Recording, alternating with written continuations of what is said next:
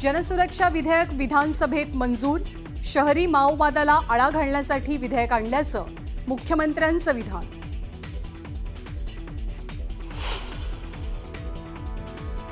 अनिल परब आणि शंभूराज देसाईंमध्ये जुंपली. देसाई मंत्री असताना गद्दारी करत होते, अनिल परबांचा आरोप. तर गद्दार कुणाला म्हणता असं म्हणत देसाईंकडनं परबांना प्रत्युत्तर. सामाजिक न्याय मंत्री संजय शिरसाट यांना आयकर विभागाची नोटीस. नोटिशीमध्ये शिरसाटांना आर्थिक व्यवहारासंदर्भात विचारणा. खुद्द संजय शिरसाट यांची न्यूज 18 लोकमतला माहिती.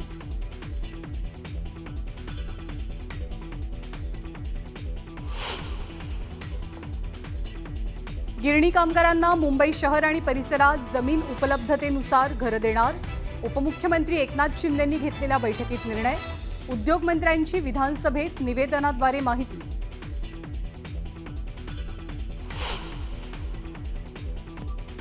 भाजपचे खासदार निशिकांत दुबे पुन्हा बरडे.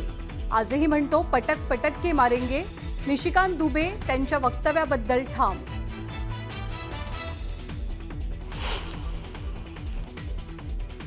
अठरा जुलैला राज ठाकरे मीरा भाईंदरला जाणार. मनसे आणि मराठी संघटनांच्या मोर्चानंतर राज ठाकरेंचा मीरा भाईंदर दौरा.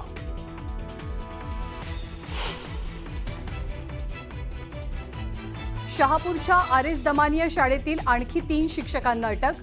शाळेत मासिक पाळी आल्यानं मुलींची कपडे काढून केली तपासणी.